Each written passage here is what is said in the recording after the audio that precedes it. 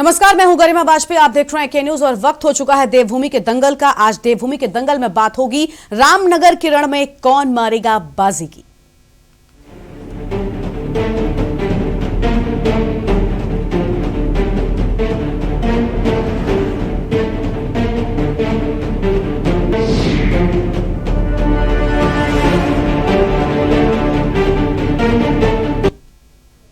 उत्तराखंड कांग्रेस ने 11 प्रत्याशियों की लिस्ट जारी कर दी है और जिसमें पूर्व मुख्यमंत्री हरीश रावत को कांग्रेस रामनगर सीट से चुनावी रण में उतारने वाली है। लेकिन वहीं दूसरी ओर रामनगर सीट पर दावेदारी करने वाले और हरदा के खास माने जाने वाले रणजीत रावत कांग्रेस के इस फैसले से नाराज दिखाई दे रहे हैं। कांग्रेस की दूसरी लिस्ट जारी होते ही हरीश रावत का एक ऑडियो भी वायरल हो रहा है जिसमें हरदा रामनगर सीट से चुनाव लड़ने की बात कर रहे हैं।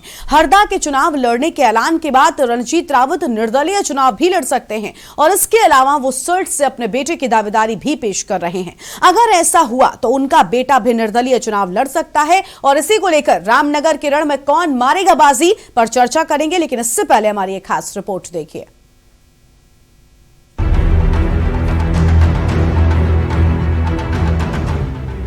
उत्तराखंड की सियासत के सबसे माहिर खिलाड़ियों में शुमार हरदा एक बार फिर अपने सियासी कौशल को दर्शाते नजर आए। हालांकि कांग्रेस की तरफ से अब तक रणजीत रावत रामनगर सीट पर चुनावी बिसात बिछाते रहे हैं, लेकिन इस बार पूर्व मुख्यमंत्री हरीश रावत ने रामनगर सीट पर बाजी मार ली। कहा जाता है कि साल 2017 के विधानसभा चुनाव से पहले तक हरीश रावत और रणजीत रावत एक दूसरे के करीबी माने जाते थे, लेकिन चुनाव के दौरान दोनों में आपसी खटपट के बाद 36 का आंकड़ा शुरू हो गया, जिसके बाद रंजीत प्रीतम सिंह के कैंप में साथ जुड़ गए। हालांकि प्रीतम सिंह रंजीत के टिकट के लिए जद्दोजहद करते रहे, लेकिन आखिरी राउंड में प्रीतम कैंप को हरदा ने मात दे दी। रंजीत हमेशा पार्टी की भावनाओं के सम्मान करने वाले रहे हैं और मैं समझता हूँ इस बार भी वो सम्मान करेंगे और जो भी पार्टी की भावनाएं होंगी ये मैं उनके ऊपर और जिस पार्टी के लिए इतने साल उन्होंने समर्पित किया है उस पार्टी के बीच में छोड़ता हूं, क्योंकि मैं नहीं चाहूंगा कि कोई मेरे छोटे भाई के साथ उसको प्रतियोगी या प्रतिद्वंदी के रूप में खड़ा रखना चाहे। जैसे ही हरीश रावत का नाम रामनगर सीट के लिए घोषित हुआ, वैसे ही मानो उत्तराखंड के सियासी गलियारों में सुगबुगाहट शुरू हो गई। इसी बीच हरीश रावत का एक ऑडियो सोशल मीडिया पर वायरल हो रहा है जिसमें हरीश रावत रामनगर की सीट से दावेदारी पेश करते नजर आ रहे हैं। इस पर भाजपा कांग्रेस की कलह पर निशाना साध रही है। कांग्रेस ग्रुपबाजी की शिकार है, कांग्रेस के अंदर विघटन है और ये रणजीत रावत जी का और हरीश रावत जी का झगड़ा आज से नहीं बहुत दिनों से चल रहा है, इसलिए ये झगड़ा और बढ़ेगा ताकि आने वाले टाइम पे इसमें, क्योंकि अभी तक ये खुलासा नहीं हुआ है कि झगड़ा किस बात को लेके। पहले तो दोनों लोग एक ही थे, रंजीत जी और ये, लेकिन आज जब अलग अलग हैं तो इसका भी जनता जानना चाहती कि आखिर ये दोनों के बीच के जो झगड़े हैं वो किस विषय को लेकर के हैं। और जहां तक मुझे लगता है चुनाव से पहले कांग्रेस में एक विघटन होगा। अभी खबर यह भी आ रही है कि रणजीत रावत अब कांग्रेस से अलग होकर निर्दलीय चुनाव भी लड़ सकते हैं। इसी के साथ सल्ट विधानसभा सीट से दावेदारी करने वाले उनके बेटे भी टिकट न मिलने पर बगावत कर निर्दलीय चुनाव लड़ सकते हैं। अगर ऐसा होता है तो भारतीय जनता पार्टी के प्रत्याशी दीवान सिंह बिष्ट को सीधे तौर पर फायदा होगा। अब सवाल ये है कि हरीश रावत की रामनगर सीट पर हो रहा बवाल चुनावी परिणाम पर क्या असर डालता है। देहरादून से के न्यूज इंडिया के लिए हिना आजमी की रिपोर्ट।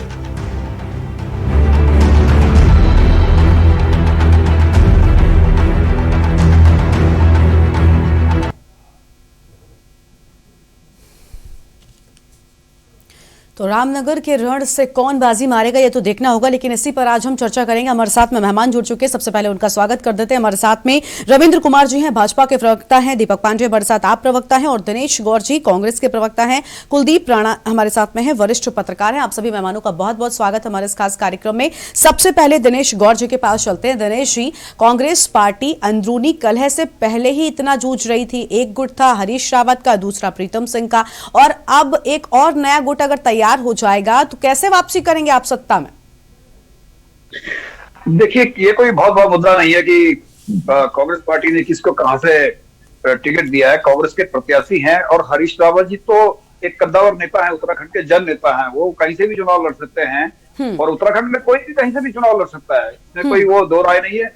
रही बात रणजीत सिंह रावत जी की, तो रणजीत सिंह रावत जी की परंपरागत जो सीट रही है, सल्ट रही है और सल्ट से वो पहले भी चुनाव लड़ते हुए आए हैं। तो पार्टी का प्रयास क्या है कि क्षेत्र में उनका ज्यादा आधार है, उस क्षेत्र से उनको टिकट दिया जाए।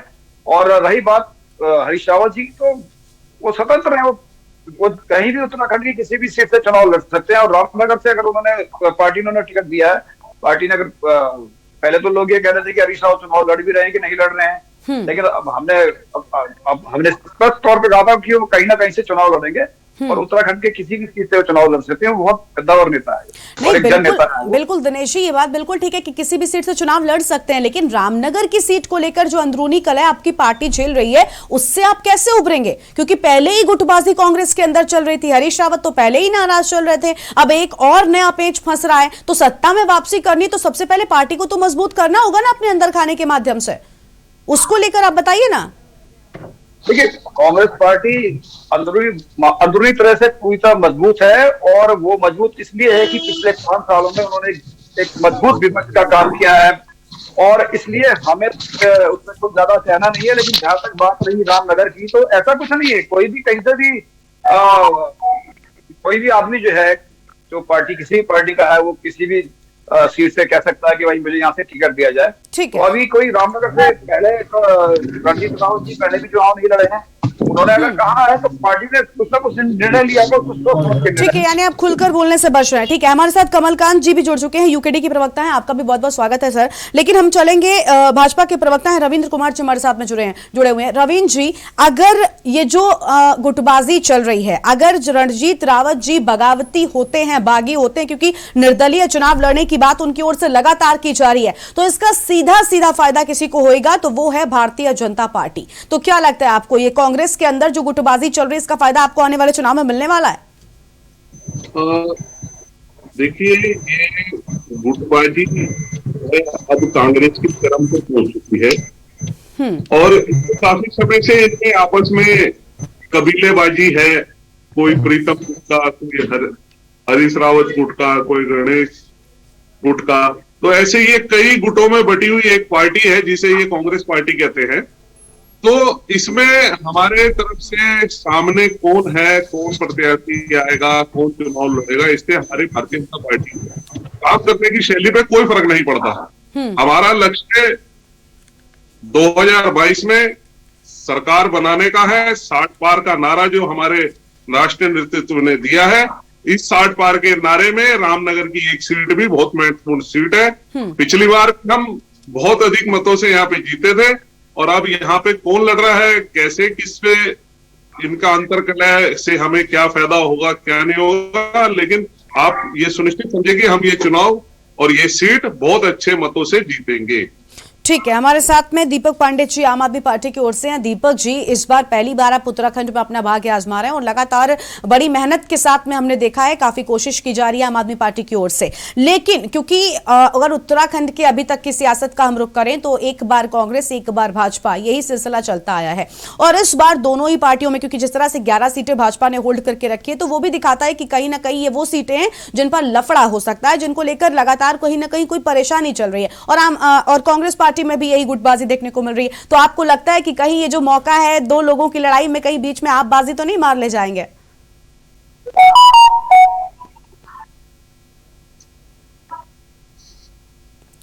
दीपक जी, क्या आप तक हमारी आवाज पहुंच रही है?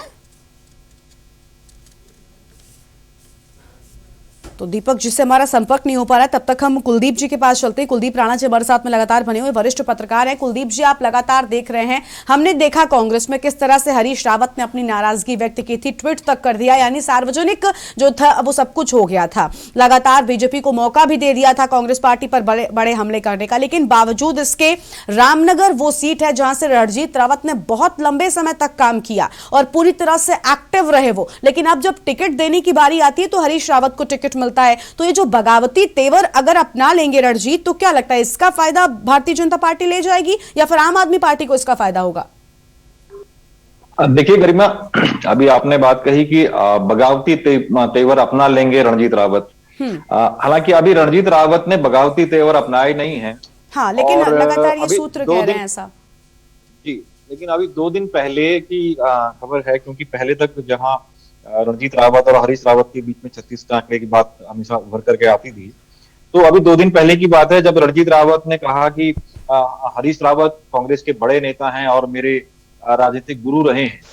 तो इससे कहीं ना कहीं जो पिछले 4-5 वर्षों से जो उनके संबंधों में जो बर्फ जमी थी वो थोड़ा पिघलती भी नजर आई। हो सकता है कि ये पार्टी का दबाव हो या शीर्ष नेतृत्व की रणनीति रही हो। लेकिन एक सत्य ये भी है कि जब हरीश रावत मुख्यमंत्री थे और रणजीत रावत विधायक नहीं थे उत्तराखंड विधानसभा में, तो उस वक्त रणजीत रावत हरीश रावत की सरकार में सबसे कद्दावर शख्सियत उनकी रही है और उन्हें सुपर सीएम तक कहा जाता था। तो ये ऐसा दौर था।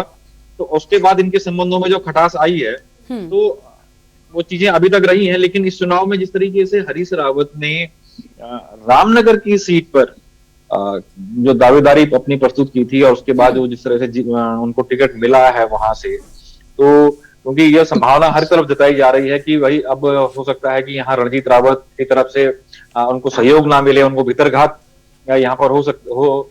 लेकिन ये भी है कि अगर हरीश रावत को यहाँ पर भीतरघात होगा तो सीधा सीधा इसका आरोप भी रणजीत रावत के ही ऊपर जाएगा, क्योंकि उन दोनों के बीच के संबंधों की कड़वाहट किसी से छुपी नहीं है। तो ऐसे में रणजीत रावत के लिए एक तरीके से दुधारी तलवार जैसी हो गई है कि गर्म दूध जैसा हो गया है कि वो ना उगलते बन रहा है ना निकलते बन रहा है।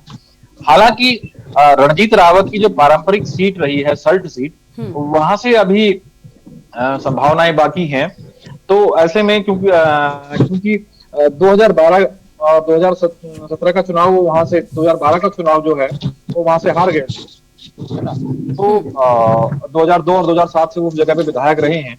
तो ऐसे में थोड़ी संभावनाएं अभी बनी हुई हैं कि क्या पता रणजीत रावत को लेकर के पार्टी नेतृत्व कोई निर्णय ले। ठीक है, यानी पार्टी की ओर से कोई एक्शन जो है कुछ निर्णय लिया जा सकता है। लेकिन हम इससे बिल्कुल भी अनजान नहीं है कि जो गुटबाजी है वो कांग्रेस में काफी हद तक हावी हो सकती है, क्योंकि अगर सत्ता में वापसी करनी है तो मजबूती के साथ आना होगा। और हरीश रावत के जो तेवर हैं इस बार के चुनाव में, क्योंकि मुख्यमंत्री चेहरा वो खुद को कई बार अपने आप ही कह देते हैं कि मुख्यमंत्री बनने के बाद बहुत सी बातें हैं, जो बहुत से काम अधूरे हैं जिनको पूरा करना है। तो ये सारी चीजें हैं जो कहीं ना कहीं साफ साफ दर्शा देती है कि क्या कुछ कमी है। कांग्रेस से हमारे साथ में दिनेश गौर जी जुड़े हुए थे, एक बार फिर से जुड़ चुके। दिनेश जी, आपसे मेरा यही सवाल था कि किस तरह से आप इससे निपटेंगे, क्योंकि हम लगातार देख रहे हैं कि जो गुटबाजी है वो बनी हुई है, इससे कोई भी इसमें दो राय नहीं है। अब साफ साफ दिख रहा है, ऑडियो भी वायरल हो रहा है।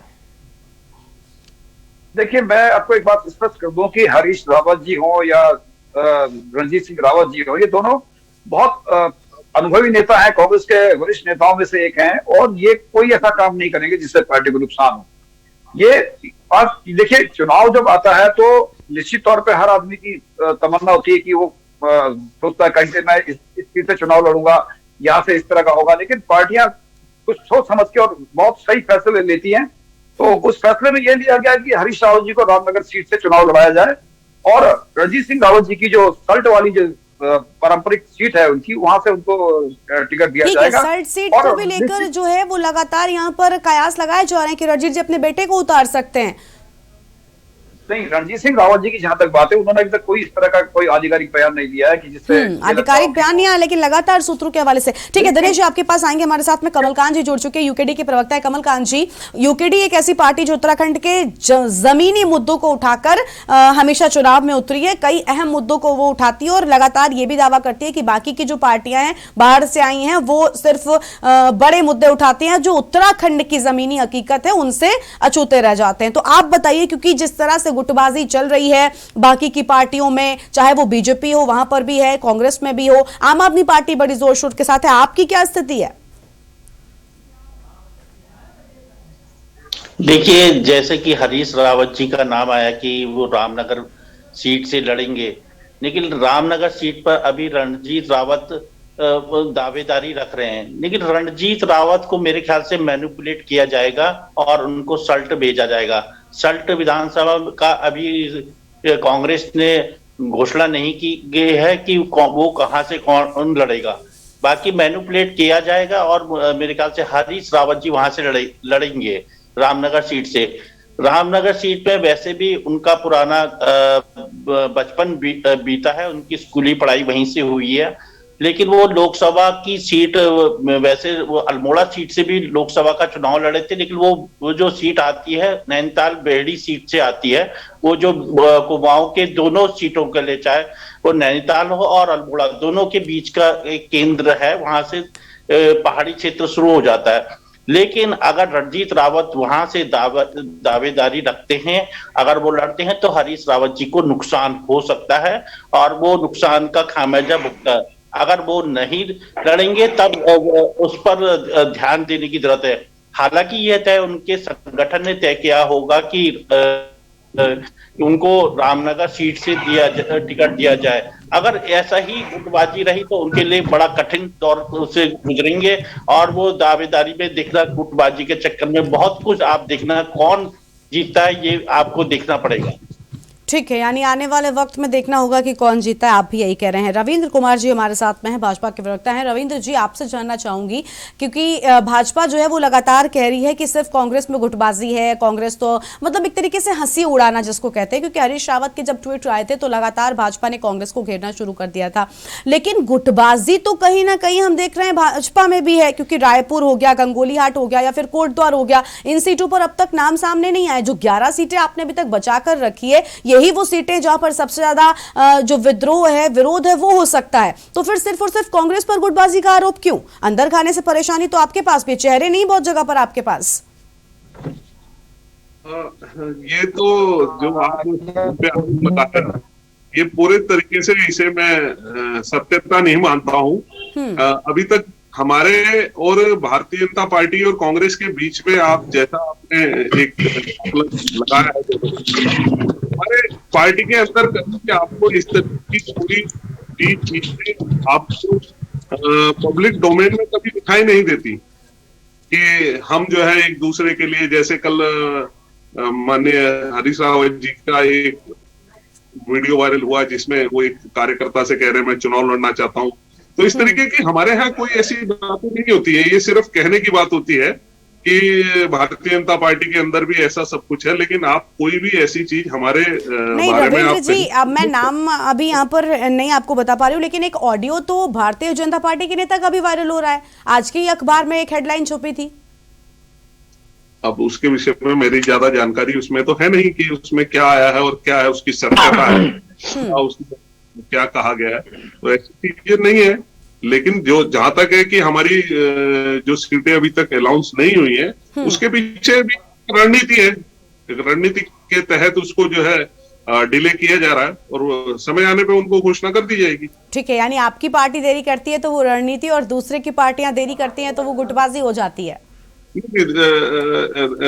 गरिमा जी, आप एक बहुत अच्छी पत्रकार है, आप चुने हुए सवालों को इस तरीके से पूछते हैं जिससे कि सारा सत्य बाहर आ जाए। लेकिन आप समझे कि हमारे और इनके बीच का फर्क समझे ना। हमारे यहाँ किसी भी प्रकार की कोई ऐसी आपको अभी तक कोई चीजें नहीं दिखाई दी होंगी कि टिकट को लेके कोई ऐसी मारामारी है या कहीं रोष है। अगर कहीं हल्का नहीं सर, रविंद्र जी अब ये तो नहीं कह सकते ना, क्योंकि हरक सिंह रावत का जो मामला उठा, भले ही आपने बहुत देर से एक्शन लिया, मुझे लगता है जब पानी सिर के ऊपर चला गया होगा तो एक्शन लेना पड़ गया, वरना बगावती तेवर तो हमने आपके यहाँ भी देखे थे। कैबिनेट की बैठक से इस्तीफा तक दे दिया था हरक सिंह रावत ने। बस ये है कि उत्तर प्रदेश में हलचल हो गई तो उत्तराखंड में भी ऐसा कुछ माहौल ना बन जाए, इसके चलते बड़ा एक्शन ले लिया बीजेपी ने।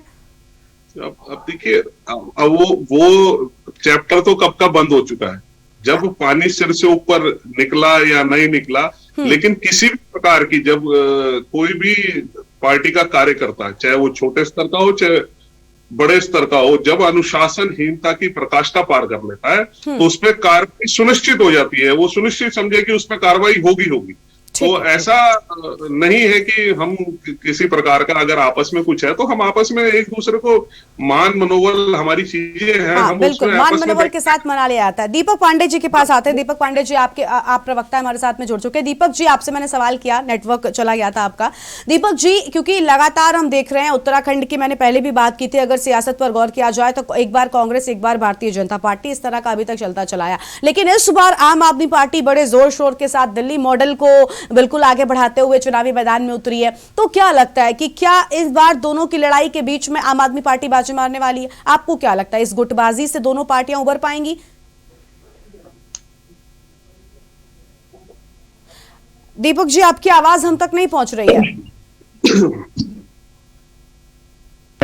हेलो जी जी, अब बोलिए। हेलो जी, मैं कह रहा हूँ के न्यूज के सभी दर्शकों को मेरा प्रणाम। ये जितने भी आप देख रहे हैं बीजेपी और कांग्रेस के जितने भी गुट बने हैं, ये गुट नहीं, ये गुटके हैं कहीं ना कहीं हमारे उत्तराखंड की राजनीति के लिए। ये लोग क्या करते हैं, जो भी सरकारें बनती हैं, क्योंकि ये आज की डेट में जो हमारे उत्तराखंड में सरकार चल रही है, ना वो बीजेपी की चल रही है ना कांग्रेस की चल रही है। कहीं ना कहीं लोग कहते हैं भांग्रेस चल रही है, कोई लोग कहते हैं कांग्रेस चल रही है, क्योंकि इन लोगों ने क्या है पूरे जो सिस्टम को है कहीं ना कहीं नशे की गर्दन में डालने के साथ साथ इन्होंने के जो राजनीतिक लोग भी हैं कहीं ना कहीं वो भी इस तरह के बयान देते हैं, ऐसा लगता है जैसे नशे में ही कहीं ना कहीं लोग दे रहे हैं। और आप देख रहे हैं कि इस बार जो आम आदमी पार्टी है, इनके ही जो ये सेंधबाजी इन लोगों के आपस में चल रही है, इसका सारा फायदा आम आदमी पार्टी को मिलने वाला है, क्योंकि जनता मन बना चुकी है कि इनको हमने 21 साल से देख लिया है और हर बार ये करते हुए आ रहे हैं। इसलिए इस बार वो लोग आम आदमी पार्टी को देने वाले हैं, क्योंकि बिजली, शिक्षा, स्वास्थ्य, बिजली, पानी, सभी चीजों के मौलिक अधिकार इनके पास है। इनके पास बस यही है कि जो पुराने जो नाम के नेता हैं ये उनके बिहाफ पे लड़ रहे हैं, लेकिन आज हम लोग बिल्कुल नए फ्रेश चेहरों के साथ मैदान में हैं और बिल्कुल हमें निश्चित उम्मीद है कि इस बार आम आदमी पार्टी बाजी लेके जाएगी। और ये दोनों पार्टियां को इसलिए डर और भय भी है हमसे कि उनको पता है कि आम आदमी पार्टी एक ऐसा विकल्प है। आज तक हम दोनों बारी बारी से खेल लेते हैं, लेकिन आज आम आदमी पार्टी ऐसा है जो सत्यता की राह पे आके काम करेगी और इनके जो हैं बड़े बड़े नेता जो धराशायी होंगे, जैसे दिल्ली में आपने देखा भी है और चंडीगढ़ में भी आपने देखा कितना अच्छा रिजल्ट आया है आम आदमी पार्टी का। जहां आम आदमी पार्टी दस्तक दे देती है वहां पे जाहिर सी बात है कि वहां बड़े बड़े राजनीतिक जो सियासी हलचलें हैं वहां पैदा हो जाती हैं। बिल्कुल ठीक है, यानी आम आदमी पार्टी जीत के दावे जो है वो लगातार कर रही है। वरिष्ठ पत्रकार हमारे साथ में कुलदीप जी लगातार बने हुए। कुलदीप जी, आपने सुना सभी पार्टियों के प्रवक्ता अपनी जीत का दावा कर रहे हैं, लेकिन गुटबाजी की बात की जाए तो वो हम बीजेपी और कांग्रेस में सबसे ज्यादा देख रहे हैं। अगर उत्तराखंड की सियासत के लिहाज से मैं आपसे पूछूं तो आपको क्या लगता है इस बार, क्योंकि मुकाबला अब और ज्यादा रोमांचित होता जा रहा है, जिस तरह से हमने देखा चाहे हरक सिंह रावत को लेकर हो, बेसिकली जो सबसे बड़ी बात वो निकलकर सामने आती है वो ये है कि टिकट बंटवारे को लेकर ही सबसे ज्यादा हलचल जो है वो दोनों ही पार्टियों में मची हुई है, चाहे बीजेपी हो या कांग्रेस हो। तो क्या लगता है कि इस तरह से क्या जमीनी मुद्दे रह पाते हैं? और क्योंकि टिकट बंटवारे में नेता, कई बार जनता कहती है कि ये तो अपने विकास की बात हो गई, उत्तराखंड के विकास की बात कौन करेगा? तो आपको भी नहीं लगता कि कहीं ना कहीं अपने विकास की बात ज्यादा होती है हर एक पार्टी में? इससे चाहे कोई भी अछूता नहीं है, चाहे बीजेपी हो या कांग्रेस हो। देखिए गरिमा, चाहे बीजेपी हो या कांग्रेस हो या उत्तराखंड क्रांति दल हो या आम आदमी पार्टी हो, महत्वपूर्ण सबके लिए सत्ता है। सत्ता में आना मेन है, मेन उद्देश्य है सत्ता में आने का। और देखिए, सत्ता में आने के लिए आपको जो साम दाम दंड भेद जो कुछ करना होगा आप वो करेंगे, ठीक है। युद्ध नीति भी यही कहती है, रणनीति भी यही कहती है। जहां तक उत्तराखंड चुनाव की अगर हम बात करें, उत्तराखंड की वर्तमान राजनीतिक स्थिति की अगर हम बात करें तो 2017 के चुनाव के बाद उत्तराखंड में कांग्रेस का जो हश्र हो गया था और एक तरीके से नेपथ्य में चली गई थी कांग्रेस, उस कांग्रेस को नेपथ्य से बाहर लाने का काम और काफी हद तक हरीश रावत ने पिछले 5 साल में एकजुट होकर किया। वो एकमात्र ऐसे नेता रहे कांग्रेस के जिन्होंने दोनों सीटों से चुनाव हारने के बाद अपने कलंक को धोने के लिए, क्योंकि यह बात वो कई बार कहते रहे हैं अपने भाषणों में, अपनी पत्रकार वार्ताओं में, इस कलंक को धोने के लिए उन्होंने लगातार 5 साल जनता से संवाद किया, संवाद स्थापित किया, अपना जन आधार मजबूत किया। अब ये जन आधार उनका जनमत में कितना परिवर्तित होगा ये तो समय के साथ दिखाई देगा, लेकिन जहां तक आचार संहिता लगने से पूर्व की स्थिति थी तो जनता में यह माहौल था कि एक तरीके से भाजपा और कांग्रेस के बीच में 50-50 पर की स्थिति आ गई थी। क्योंकि यह स्थिति भाजपा के लिए तो उतनी अच्छी नहीं थी, क्योंकि भाजपा 57 सीटों की प्रचंड बहुमत के साथ सरकार में आई थी, है ना। और लेकिन कांग्रेस के लिए मजबूत स्थिति थी क्योंकि उसके 11 पर सिमट गई थी, तो ये आगे बढ़कर के यहां तक पहुंची है। लेकिन जिस तरीके से आचार संहिता लगने के बाद, आचार संहिता लगने से कुछ समय पहले और उसके बाद जिस तरह के यहाँ पर राजनीतिक घटनाक्रम निकल करके आए थे, तो कांग्रेस ने जो बढ़त हासिल की थी वो कहीं ना कहीं थोड़ा पिछड़ते हुए दिखाई दे रही है। क्योंकि देखिए गरिमा, चुनाव जो है वो सरकारें नहीं लड़ती हैं, चुनाव संगठन लड़ता है। बिल्कुल। और भाजपा की जो संगठनात्मक स्थिति है वो कांग्रेस की अपेक्षा काफी हद तक मजबूत है। हालांकि भाजपा के बाद सबसे बड़ी विडंबना यह है कि भाजपा के पास एक मजबूत नेतृत्व तो नहीं है और इसकी कमी पिछले 5 साल में झलकी है। और कांग्रेस में हरीश रावत ने अपने आप को एक मजबूत नेतृत्व के रूप में उभारा है, लेकिन वहां संगठन के अंदर जो अंतरकलह है, उसने जो बढ़त थी उसको कहीं ना कहीं उससे नुकसान हुआ है, जो पिछले समय जो गुटबाजी देखने को मिली। और अभी जिस पर हम चर्चा कर रहे हैं ये तमाम सारी चीजें। जी कुलदीप जी, यही बात मैं उठाना चाहती थी, जो भी आपने कहा कि जो अंतरकलह है, संगठन भले ही वो मजबूत हो, कांग्रेस में लगातार हम देख रहे हैं अंतरकलह है। ये मैं इंदिरा गांधी जी का एक स्टेटमेंट यहां पर कोट करना चाहूंगी। उन्होंने एक बार कहा था कि कांग्रेस को कोई हरा नहीं सकता, अगर कोई कांग्रेस को हरा सकता है तो वो सिर्फ और सिर्फ कांग्रेस है। और आज उत्तराखंड में वही स्थिति देखने को मिल रही है। मतलब अगर आप ये कह रहे हैं, कांग्रेस से दिनेश जी हमारे साथ में, कि गुटबाजी नहीं है, अगर गुटबाजी नहीं है तो हरीश रावत जो लगातार मुख्यमंत्री चेहरा होने की बात करते हैं, वो खुलकर कई बार खुद कह जाते हैं कि मुख्यमंत्री बनने के बाद इन अधूरे कामों को पूरा करूंगा, लेकिन कांग्रेस पार्टी उनको अभी तक आधिकारिक तौर पर मुख्यमंत्री चेहरा नहीं बताती। क्यों नहीं बताती अगर गुटबाजी नहीं है तो? बिल्कुल स्वाभाविक सी बात है गरिमा कि अगर गुटबाजी नहीं होती तो 2016 में 9 विधायक टूटते, सरकार उत्तराखंड राज्य में राष्ट्रपति शासन लगता। ये गुटबाजी तो थी कि बीजा बगुणा गुट अलग हुआ, उसके बाद यशपाल आर्य भी उनसे अलग हुए, क्योंकि यशपाल आर्य की और हरीश रावत का 2007-8 से ही ये टकराव की स्थिति आ रही थी। ठीक है कुलदीप जी, इसका जवाब दिनेश जी से हम लेते हैं। दिनेश जी हमारे साथ में कांग्रेस से, आप बताइए दिनेश जी, आप कह रहे हैं गुटबाजी नहीं है, अगर गुटबाजी नहीं है तो हरीश रावत को मुख्यमंत्री चेहरा घोषित करने में इतनी देरी क्यों? या फिर अगर कोई नया चेहरा है तो उसका नाम आप सामने लेकर क्यों नहीं लड़ रहे? देखिए, पार्टी संगठन का फैसला होता है कि वो मुख्यमंत्री का चेहरा बना के चुनाव लड़े या तो हरीश रावत जी संगठन से बाहर तो नहीं है ना, वो तो खुद को कह देते हैं कई बार सार्वजनिक मंच पर कि मैं मुख्यमंत्री बनने के बाद इन अधूरे कामों को पूरा करूंगा। ये क्या है? और मुख्यमंत्री चेहरे को लेकर ही तो उनकी लड़ाई थी, जिसपे मना लिया आपने, भले आधिकारिक बयान नहीं दिया। देखिए, ये तो कांग्रेस का हमेशा ही रहा है। कांग्रेस ने कभी मुख्यमंत्री का चेहरा लेके कभी चुनाव नहीं लड़ी है। कांग्रेस एक सामूहिक रूप से चुनाव लड़ी है और हर नेता को साथ में लेके चुनाव लड़ी है अपने पार्टी की, चाहे छोटा है चाहे बड़ा है। और उसके बाद फिर वो जब परिस्थिति जैसी बनती है उस हिसाब के जो है एक अनुभवी राजनेता को जो है, क्योंकि उत्तराखंड जैसा एक नवोदय राज्य है, इसके लिए एक बहुत अनुभवी व्यक्ति चाहिए होता है जो इस राज्य की विकास के लिए जो है बढ़िया काम कर सके, और न कि अपरिपक्व या इस तरह के मुख्यमंत्री बना दो जो खाली बैठे रहें और कोई काम न करें। तो हरीश रावत इसमें बहुत अपार अनुभव उनका रहा है। तो ऐसा नहीं है, निश्चित तौर पर कांग्रेस इस बार के जो 2022 के चुनाव है उसमें जीत के आएगी। और कांग्रेस का जो कार्यकर्ता है वो पूरी तरह से संगठित है, वहां कोई गुटबाजी नहीं है। ये तो गुटबाजी कुल मिला के जो हमारे विपक्षी है वो इस तरफ इसको ज्यादा फूल देते हैं। ये निश्चित ये हर दल में होता है। आप अभी मेरे मित्र उनकी बात सुना था, अपने मित्र भाजपा के जो हमारे प्रवक्ता है कह रहे हैं कि भाजपा में नहीं है। अरे आप उमेश शर्मा काऊ जी का और उनका तो सार्वजनिक कार्यक्रम में जो झगड़ा और हाथम-पाई और जो जूतम पजार उनके बीच में होनी थी, तो वो उसने दिखा दिया कि आपके अंदर भी कहीं ना कहीं जो है एक प्रकार के अनुशासनहीनता की शुरुआत हो चुकी है। और ऐसे एक मौके नहीं है, कई मौके आए हैं। तो ये बड़ा संगठन है, इसमें सब ये होता है। यानी आपका कहना है कि भारतीय जनता पार्टी अगर गुटबाजी करेगी तो हम भी करेंगे। आम आदमी पार्टी से दिनेश जी कुछ कहना, दीपक जी कहना चाहते हैं, लेकिन आपके पास आएंगे। उससे पहले रविंद्र जी के पास चलते हैं, भारतीय जनता पार्टी से हमारे साथ में। रविंद्र जी, आप भी कहते हैं गुटबाजी नहीं, अभी उमेश शर्मा काऊ का मामला उठा दिया, एक तो उस पर आप जवाब दीजिएगा, और दूसरा ये कि अगर गुटबाजी नहीं है तो डोईवाला सीट बहुत अहम है। त्रिवेंद्र सिंह रावत जी बेचारे एक पत्र तक जारी करके कहते मैं चुनाव नहीं लड़ना चाहता हूं। 3 मुख्यमंत्री आपने बदल दिए, गुटबाजी नहीं है तो कमजोरी तो कहीं ना कहीं आपकी साफ तौर पर दिख रही है ना? मैं पहले तो आपने कांग्रेस के मित्र की बात का जवाब दिया, तो उन्होंने एक कार्यक्रम का बताया वो गुटबाजी, इसे आप गुटबाजी कहेंगे? एक कार्यक्रम का हिस्सा था जहां कार्यकर्ताओं के आपस में किसी बात को लेके आपस में तू मैं होगी, इसे गुटबाजी नहीं कहते।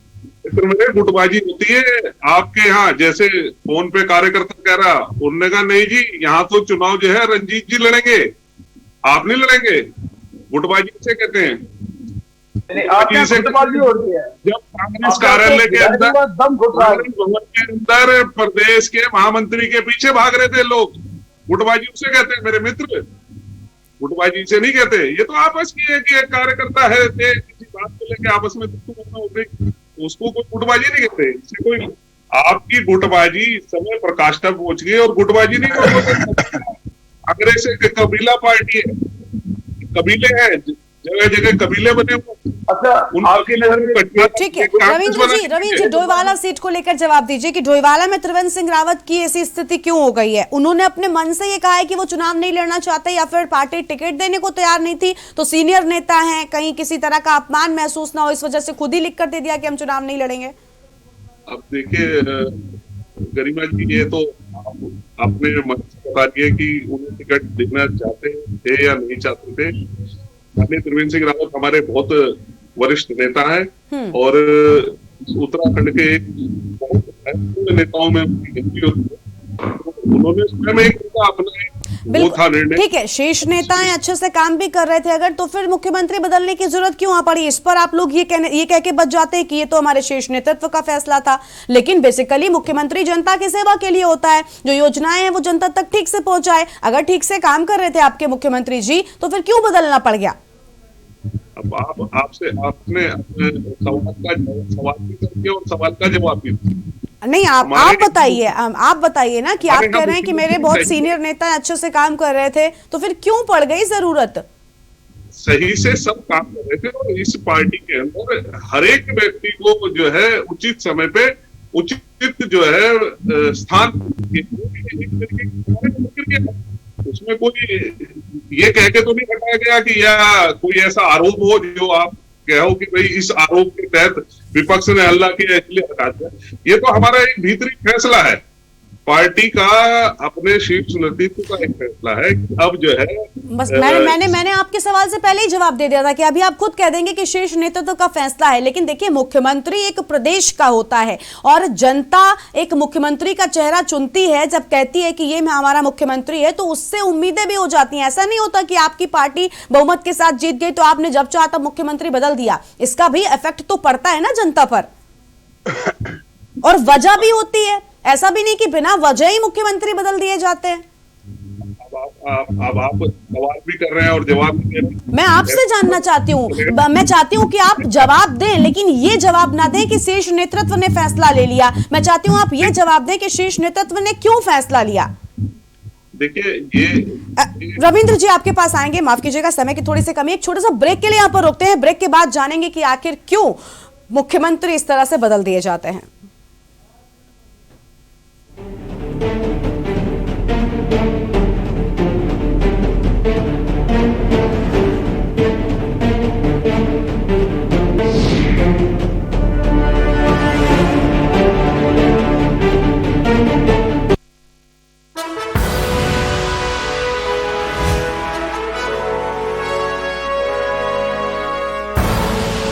आप देख रहे हैं के न्यूज, खबरों का सारथी।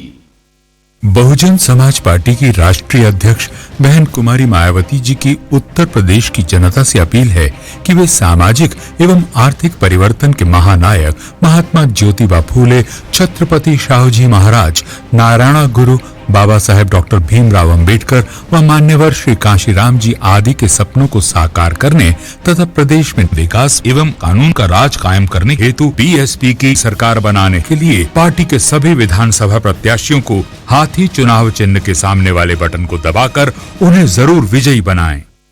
पर ये दिल है कि चख रहा है उन्हीं अल्फाजों का दूर कितना भी जाओ, इस जुबान से दूर ना जा पाओगे। विमल, बोलो जुबान केसरी।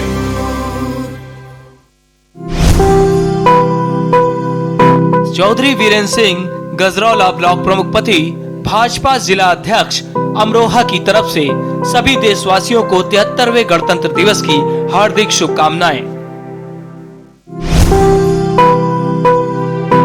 आदित्य अग्रवाल, अग्रवाल मार्बल टाइल्स एवं पत्थर के थोक विक्रेता निकट बसंत होटल गजरौला अमरोहा की तरफ से सभी क्षेत्रवासियों को 73वें गणतंत्र दिवस की हार्दिक शुभकामनाएं और बधाई। गौतम बुद्ध इंटर कॉलेज बबुरी परमपुर कला चंदौली के प्रबंधक एलबीएस मौर्य की तरफ से सभी देशवासियों को और प्रदेशवासियों को 26 जनवरी की हार्दिक शुभकामनाएं। दुर्गा गर्ल्स इंटर कॉलेज और डिग्री कॉलेज के प्रबंधक प्रशांत सिंह की तरफ से सभी देशवासियों और प्रदेशवासियों को 73वें गणतंत्र दिवस की हार्दिक बधाई और शुभकामनाएं। दिव्यांशु सिंह सचिव संकल्प डीएड कॉलेज और सावित्री बालिका इंटर कॉलेज नंदगंज गाजीपुर की ओर से समस्त क्षेत्रवासियों और जनपद वासियों को 26 जनवरी की हार्दिक शुभकामनाएं। शैलेंद्र प्रताप सिंह ग्राम विकास अधिकारी विकास खंड सादात जिला गाजीपुर की तरफ से आप सभी को 73वें गणतंत्र दिवस की हार्दिक शुभकामनाएं और बधाई। Sukhbir agro energy limited Ghazipur Kotolapur की तरफ से 26 जनवरी की बहुत बहुत शुभकामनाएं देता हूँ और ये चाहूँगा ये आने वाला वर्ष कोरोना वर्ष से हम निकल सके और अच्छे युग का नया युग प्रस्थान नया युग हो और सबको बहुत बहुत शुभकामनाएं। आप स्वस्थ रहें, खुश रहें, यही कामना है। जय हिंद, जय भारत। खुदी को आजमाया है तो ये अंदाज आया है, खुदी को आजमाया है तो ये अंदाज आया है। तुम में भी मैं हूं, शुद्ध प्लस पान मसाला। आप देख रहे हैं के न्यूज, खबरों का सारथी।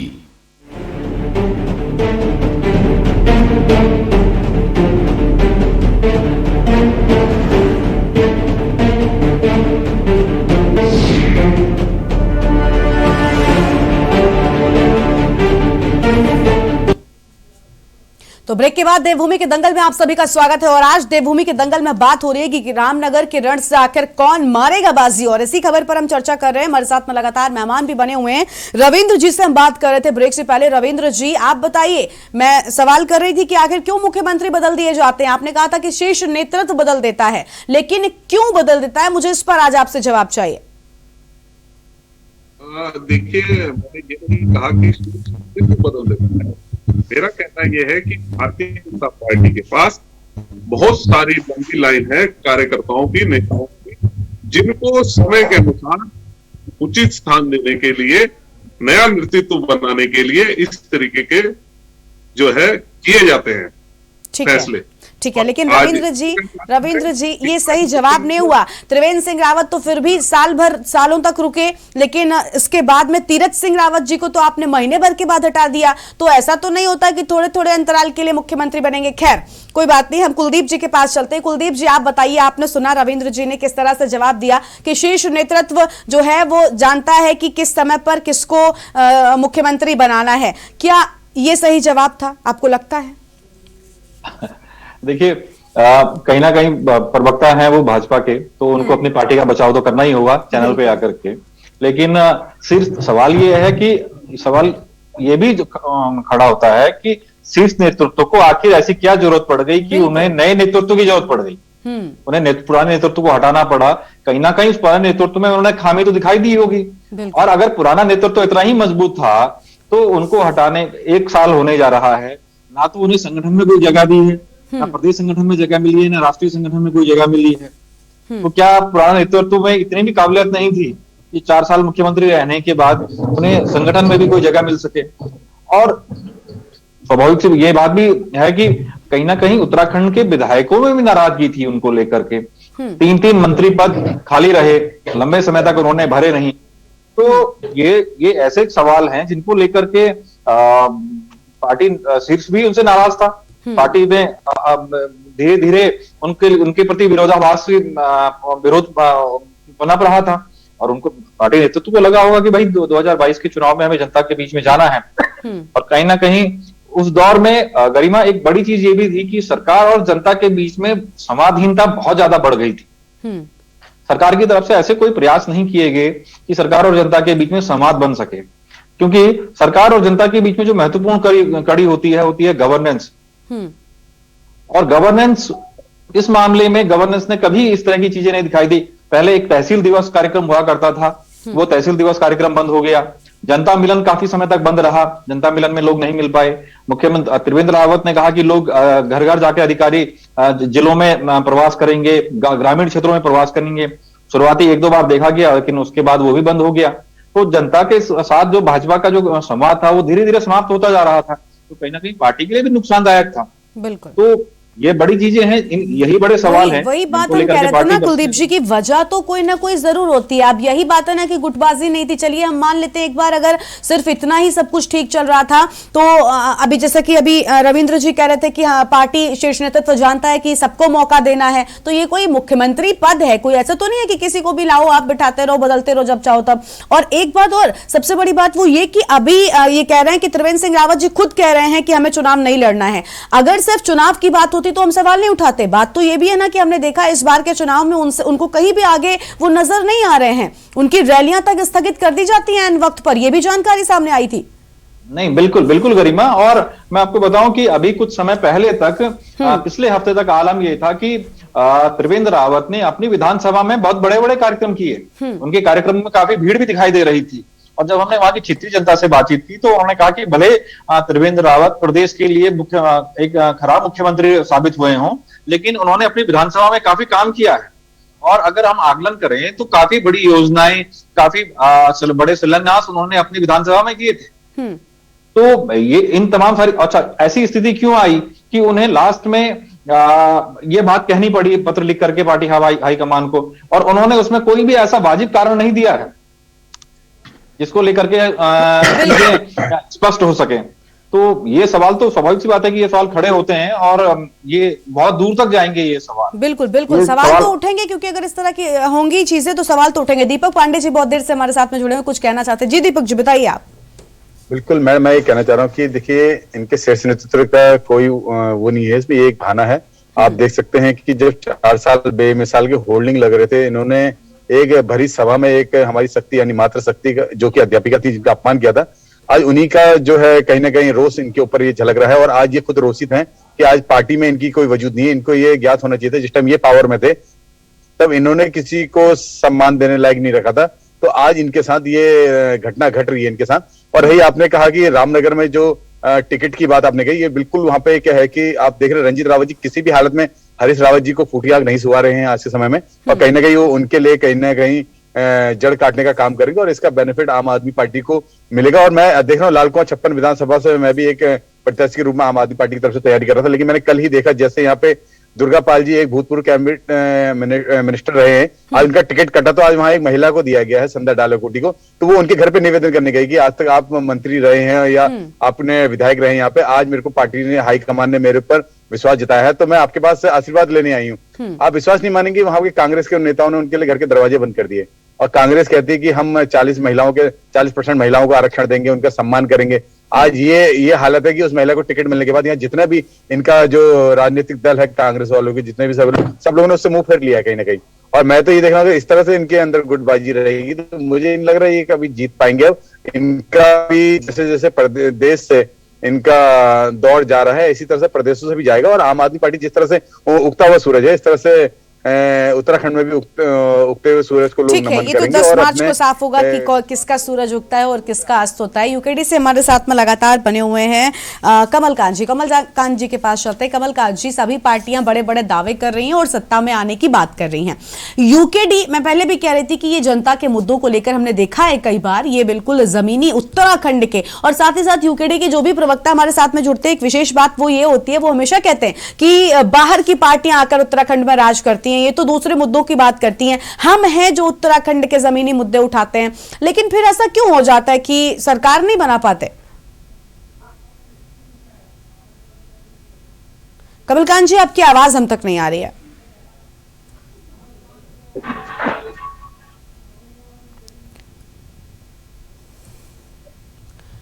कमलकांत जी, आप अपना फोन अनम्यूट करें। जी जी, अब बोलिए। अब आप आ रही है? जी आ रही है, बताइए। मैं कह रहा हूँ, मैं इतने समय से यूकेडी से जुड़ा हूँ। इस ड्यूरेशन में युवा शक्ति यूकेडी की तरफ आकर्षित हुई है। इसका कारण यह है कि जो राज्य के निर्माण के समय हमने सोचा था, जो डीडी पंत परिकल्पना थी, सीमित राज्य, सीमित लोगों पर।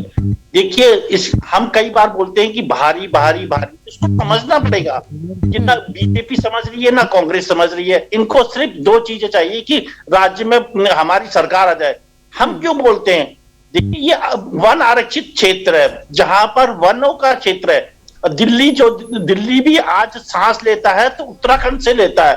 अगर वन आरक्षित क्षेत्र में हम जंगल काट के आदमी घुसेड़ दी जाए बाहर से लेकर, तो इस तरह से नहीं चलता। आपको इनको परिकल्पना कहीं नहीं पता। राज्य की परिकल्पना किसने कही थी कांग्रेस बीजेपी के लिए? ये राज्य की परिकल्पना थी कि इसमें सीमित राज्य का एक छोटे रहेगा। और ये जो कांग्रेस हो या बीजेपी हो, आम आदमी पार्टी को पता है किस तरह से परिकल्पना की जाती है इस राज्य के लिए। वन आरक्षित एक सीमित लोग रह सकते हैं वनों के लिए, इसलिए राज्य के लिए कहा जाता है। जितना ये संरक्षित रहेगा ये राज्य वनों से, उतना फायदा दिल्ली को होगा और जितने भी आसपास के इलाकों में रहेगा। और ये राज्य की जो परिकल्पना की गई थी, उस परिकल्पना के अनुसार राज्य काम नहीं कर रहे। ना कांग्रेस ने करा, ना बीजेपी में करा। लेकिन आज के समय में जो युवा उत्तराखंड क्रांति दल की ओर आ रहा है, ये समझना पड़ेगा। रहा कांग्रेस का, कांग्रेस की सरकार जब क्या कहते हैं यूपी में थे, तब उस समय के बाद यूपी से 90 के दशक से कांग्रेस समाप्त हो गई। एक उत्तराखंड है जो मानते हैं, जो उत्तराखंड में है, इसका ये हमें सोचना पड़ेगा। जबकि यूपी में 90 के दशक में खत्म हो गई थी। और जो बीजेपी है वहां यूपी में देखिए क्षेत्रीय दल है, चाहे वो समाजवादी पार्टी हो चाहे बहुजन समाज पार्टी। ठीक है, बहुजन समाज पार्टी एक राष्ट्रीय पार्टी है, लेकिन आप क्षेत्र में देखो, क्षेत्र में समाजवादी और बहुजन समाज पार्टी का क्यों नहीं है यूपी में कांग्रेस? आप मैं पूछता हूँ, 90 के दशक से जब से तिवारी जी चले गए थे, उसके बाद कुछ नहीं बचा, खाली उत्तराखंड है। एक उत्तराखंड के लोगों को समझाना पड़ेगा कि किस तरह से राज्य में क्षेत्रीयता की भावना उत्पन्न हो और क्षेत्र के लिए। देखिए, धीरे धीरे युवा आकर्षित होगा। कुछ एक कमियां रही होंगी जो पुराने की, मैं उस समय था नहीं पार्टी में, लेकिन हमें समझना पड़ेगा और जनता को समझाना पड़ेगा इस राज्य के लिए कैसे हम इसको एक तरह से बनाएं, राज्य का निर्माण करें। और 20 साल हो गए, 20 साल में आप बताइए क्यों नहीं जनता खुश रह सकी? और जहां तक त्रिवेंद्र रावत जी का सवाल है, 3 साल उन्होंने कुछ काम किया नहीं और 2 साल कोरोना में क्या कहते मास्क से मुंह छुपाते रहे, तो क्या रहेगा? इस राज्य का चौपट हो चुका है। और जो मुख्यमंत्री जी, जब प्रधानमंत्री जी का आदेश था, कोई भी कार्यक्रम नहीं हुआ। सिंगथाली के पुल में कार्यक्रम कर रहे हैं माफिया के द्वारा। तो आप क्वेश्चन तो पूछिए इनसे, क्यों कर रहे हैं? जब प्रधानमंत्री का आदेश है कोई कार्यक्रम ना किया जाए तो भी कार्यक्रम कर रहे हैं, तो कौन देगा? आज जनता के उसमें त्रिवेंद्र सिंह रावत जी लोकप्रिय नहीं है। चाहे उनको नंबर 1 का आपने मुख्यमंत्री का एक ताज जरूर दे दिया है, इसलिए कोई सहमति। यानी उत्तराखंड की जनता ने जो है वो पार्टियों के नेताओं को नकार कर रखा हुआ है। ठीक है, आपके पास आएंगे वापस। हमारे साथ में कांग्रेस से लगातार बने हुए हैं दिनेश गौर जी के पास चलते हैं। दिनेश जी, एक तरफ गुटबाजी पर तो आज हम सवाल उठा ही रहे हैं, उस पर भी आएंगे, लेकिन एक और सवाल अभी अभी उठा दिया था आम आदमी पार्टी से हमारे साथ दीपक जी बने हुए। उन्होंने कहा कि लड़की हूं लड़ सकती हूं का नारा तो आप खूब उठा रहे हैं। देखिए, गुटबाजी नहीं, अभी अभी मैंने एक और बात कही थी कि इंदिरा गांधी जी ने बहुत पहले कहा था कि कांग्रेस को कोई हराएगा तो वो है सिर्फ और सिर्फ कांग्रेस। और देखिए, कांग्रेस की एक और बड़ी बात रही है, वो सिर्फ उत्तराखंड की नहीं, अन्य जगहों पर भी हम बात कर ले तो कुछ ऐसे नेता हैं जिनको आगे लेकर नहीं जाना चाहती है गुटबाजी की वजह से, क्योंकि सरिता आर्या एक बड़ा नाम थी और अभी अभी उन्होंने बीजेपी ज्वाइन कर ली, उनको टिकट नहीं दिया गया। लड़की हूं लड़ सकती हूं सिर्फ उत्तर प्रदेश में, उत्तराखंड में क्यों नहीं? क्यों? अगर गुटबाजी वहां पर भी टिकट को लेकर नहीं थी, आपने कहा टिकट बंटवारे पर हम नहीं लड़ते, अगर नहीं लड़ते तो सरिता आर्या जी को क्यों जाना पड़ा बाहर? वो तो महिला थी ना। आप 40% उत्तर प्रदेश में दे रहे हैं तो उत्तराखंड में क्यों नाम नहीं सामने आते हैं? सिर्फ 3 महिलाओं के नाम सामने आए थे, लड़की हूं लड़ सकती हूं का नारा, और जब 53 उम्मीदवारों की लिस्ट आती है तो 3 महिलाएं हैं उसमें सिर्फ। देखिए सरिता आर्य जी के बारे में तो मैं कहूंगा कि सरिता आर्य जी ने तो कांग्रेस के लिस्ट निकलने से पहले ही जो है पार्टी छोड़ दी थी। नहीं तो उनको टिकट ना मिलने की बात कही गई थी। मुझे अच्छे से याद है जब मैंने उनके पार्टी छोड़ने के बाद का, जब उनका जो प्रेस कॉन्फ्रेंस के बाद जब मीडिया से वो बात कर रही थी, तो मतलब उनके शब्दों में कांग्रेस की वो बुराई नहीं कर पा रही थी, क्योंकि आज के समय पर जो भी नेता हैं वो तुरंत उनके सुर बदल जाते हैं, राजनीतिक हो जाते हैं, लेकिन वो फिर भी कह रही थी कि मैं बड़ी दुखी हूं।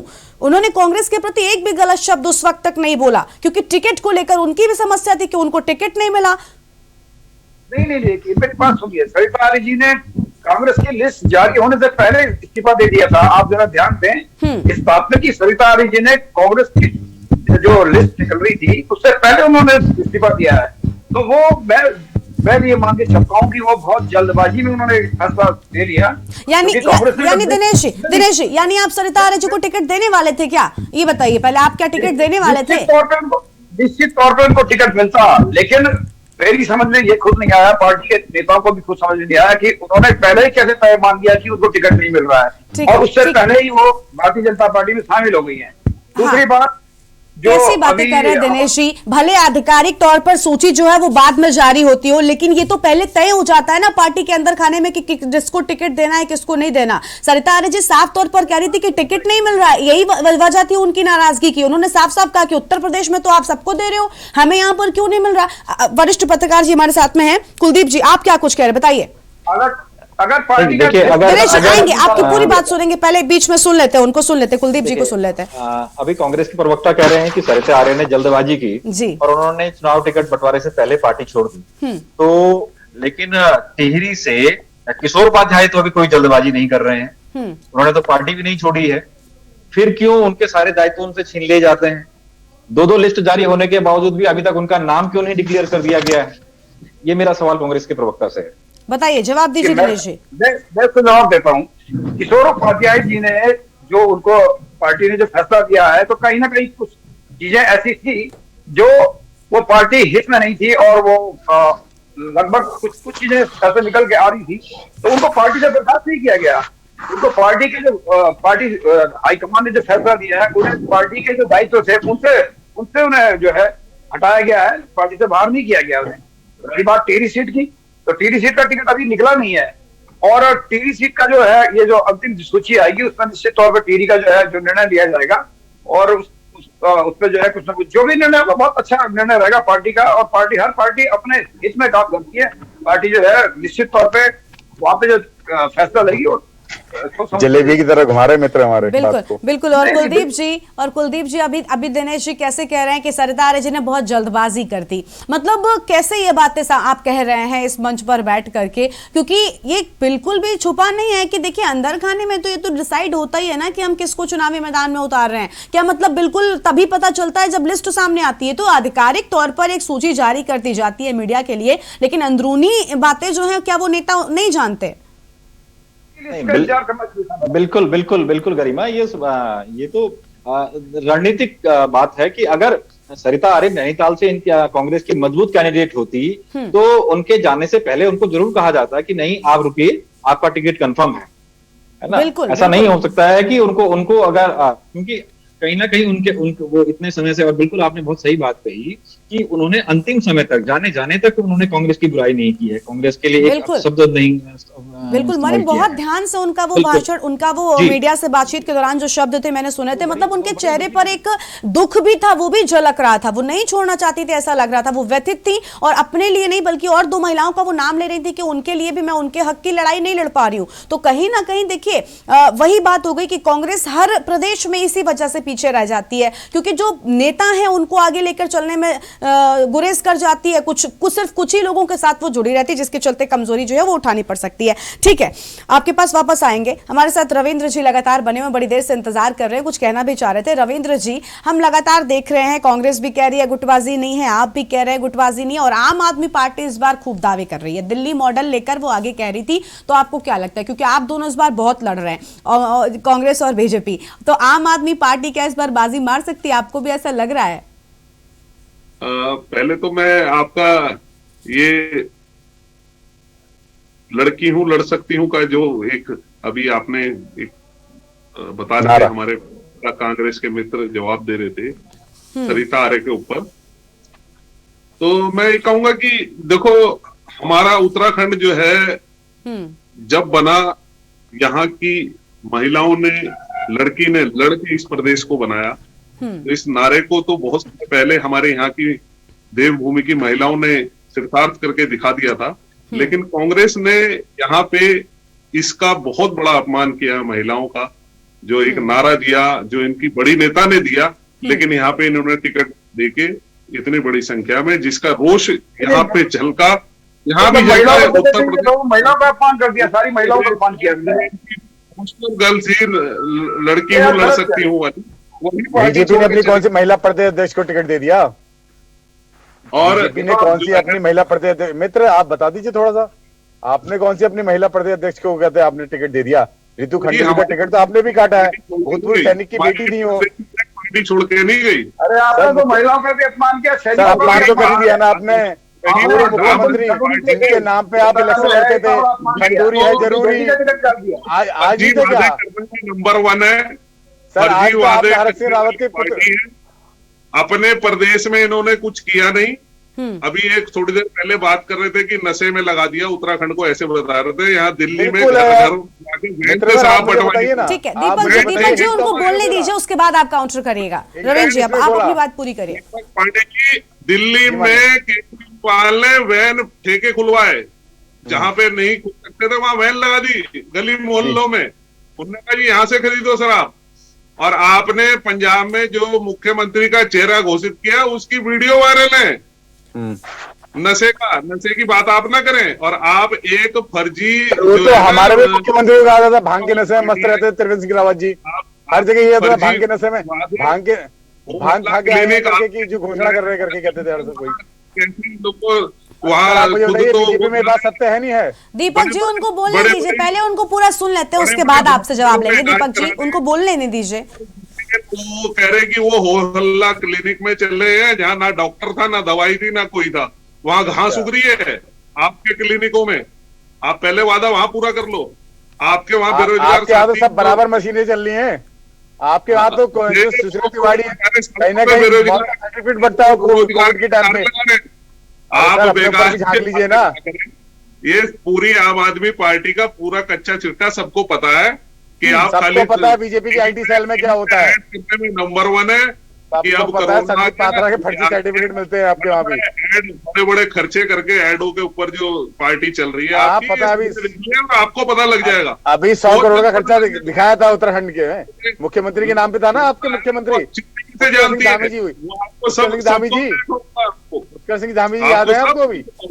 अभी आईटीआई में जो आया है आपको सब मित्रवर आप बता दीजिए ना, आरटीआई में क्या रिपोर्ट में क्या आया है, कितने करोड़ रुपए का खर्चा करा पुष्कर सिंह धामी ने केवल 5 महीने में मुख्यमंत्री रहते हुए। दीपक जी अभी हम खर्चे पर नहीं, अभी हम अंदरूनी कलह जो पार्टियों की चल रही है उस पर चर्चा कर रहे हैं, हम उस पर भी आएंगे। खर्चे भी हमने दिखाए थे। खैर हम कांग्रेस के पास चलते हैं। कांग्रेस से हमारे साथ दिनेश जी लगातार बने हुए हैं। दिनेश जी आप कह रहे हैं कोई गुटबाजी नहीं है, और मैं बार बार वही बता रही हूँ अपने दर्शकों को कि किस तरह से तस्वीरें सामने आती है जो बिल्कुल साफ कर देती है कि गुटबाजी किस हद तक है। लेकिन दिनेश जी एक सबसे बड़ी बात है वो ये कि अगर रणजीत सिंह रावत जी जो हैं वो बगावती हो जाते हैं और निर्दलीय जैसा की बात कही जा रही है चुनाव लड़ेंगे, तो क्योंकि कहा यह भी जा रहा है कि दोनों की रिश्तेदारी है, दोनों बहुत करीबी माने जाते थे और उनके बेटे जो हैं वो हरीश रावत के भांजे लगते हैं, यानी मामा भांजे आमने सामने इस बार उत्तराखंड में हो जाएंगे। और अगर ऐसा होगा तो क्योंकि मामा भांजे का जो रिश्ता होता है इसमें बड़ी पुरानी, हमारे पुराणों से एक बात कही थी चली, मतलब ये होती चली आई कि जीता भांजा है,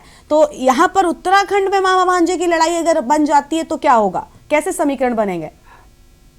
देखिए पहली बात तो मैं इसको सीरियस नकार रहा हूं कि हरीश रावत और रणजीत सिंह रावत आमने सामने नहीं आएंगे। ये तय है, वो रिश्तेदारी में भी नजदीक हैं और राजनीति में भी बहुत अनुभवी हैं और वरिष्ठ नेता है। तो अब तो 36 का आंकड़ा हो गया सर, अब तो 36 का आंकड़ा दिख रहा है।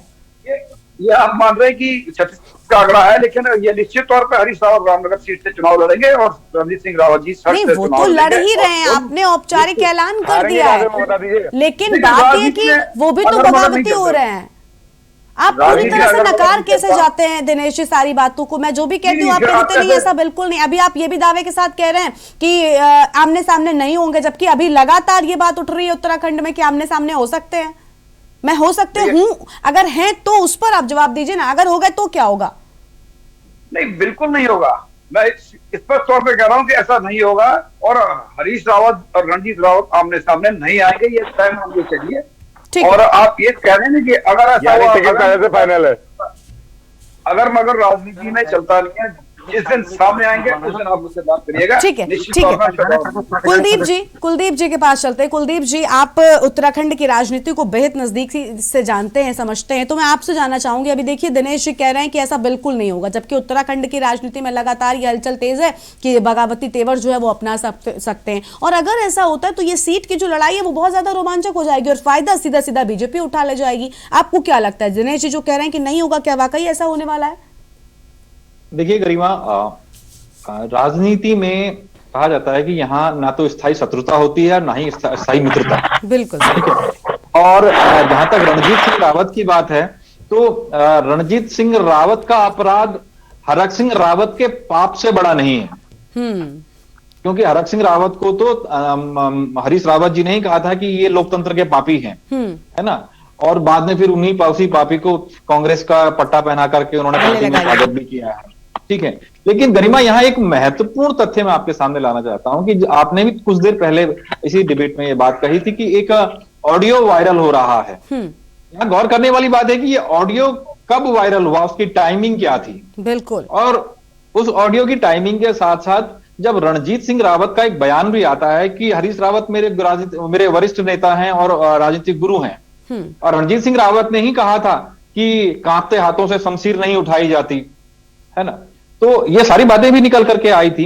लेकिन ये जो इसमें जो महत्वपूर्ण है, मैं उस ऑडियो की तरफ आपका बात ध्यान आकर्षित करना चाहता हूं कि उस ऑडियो में हरीश रावत जी रामनगर के किसी निवासी से पूछ रहे हैं कि भाई पार्टी मुझे रामनगर में चुनाव के लिए कह रही है, और वहां से सीधा देखिए उसमें आप एक पूर्व मुख्यमंत्री के साथ बात कर रहे हैं, एक पार्टी के कद्दावर नेता के साथ बात कर रहे हैं, और जो उसमें हरीश रावत जी के साथ जो व्यक्ति बात कर रहा है उसकी आवाज में जो कॉन्फिडेंस है, उसकी बात में वो सिरे से नकार रहा है कि नहीं यहाँ रणजीत रावत जी हैं, यहाँ रणजीत रावत जी हैं साहब, यहाँ तो रणजीत रावत जी जी सकते हैं। ठीक है, कहीं ना कहीं ये जो राजनीति है, इसमें यहाँ पे एक राजनीतिक ट्विस्ट को समझने की जरूरत है कि अगर हरीश रावत जी कि जीत और हार में अगर कोई असर पड़ता है तो ये ऑडियो उस वक्त बड़ा असरकारक हो जाएगा, और इसका ठीकरा सीधे सीधे रणजीत सिंह रावत के ऊपर फोड़ा जाएगा कि देखिए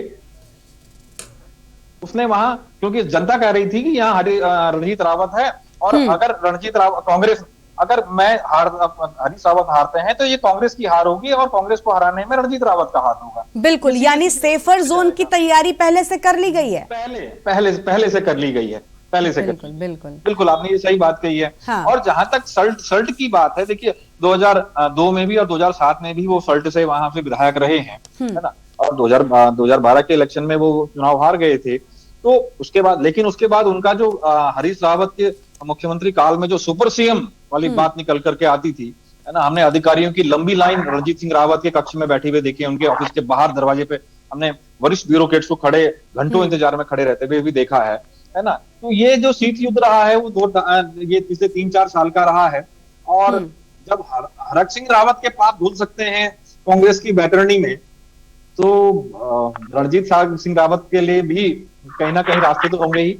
बिल्कुल बिल्कुल, देखिए क्योंकि लगातार वो एक्टिव भी रहे हैं, हमने पूरा फॉलोअप किया है तो हमने देखा है कि किस तरह से वो एक्टिव रहे हैं, और उनके बेटे भी सामने आ सकते हैं इसको लेकर। उनके बेटे ने थोड़ा बहुत खुलकर तो किसी की ओर से बात नहीं कही गई, लेकिन ये बात बिल्कुल निर्दलीय चुनाव लड़ने की बात कहीं ना कहीं सामने आ रही है। हालांकि दिनेश जी पूरी तरह से मेरी सारी बातों को नकार रहे हैं। खैर, आम आदमी पार्टी से हमारे साथ में दीपक जी बने हुए, दीपक जी के पास चलते। दीपक जी, लगातार हम देख रहे हैं दोनों पार्टियां जो है बड़ी खूब दोनों के बीच में राजनीतिक जो लड़ाई है वो चल रही है, लेकिन आम आदमी पार्टी इस बार हर उस उस मुद्दे को उठाकर आगे आई है। आप महिलाओं की बात कर रहे थे, महिलाओं का लड़की हूं लड़ सकती हूं, महिलाओं वाला दांव कांग्रेस भी खेल रही है। वहीं बीजेपी सरिता आर्य जी को टिकट देकर कहती है कि हम इनके इस दांव से आगे ज्यादा महिलाओं का सम्मान करते हैं। और मातृ शक्ति को आप भी पूरी तरह से टारगेट करके आगे चल रहे हैं, क्योंकि जिस तरह से 1000 रुपए प्रति महीने देने की बात कही गई, तो क्या लगता है इस तरह से महिलाओं वाला दांव जो कांग्रेस खेल रही थी आपके लिए कारगर और फायदेमंद साबित होने वाला है?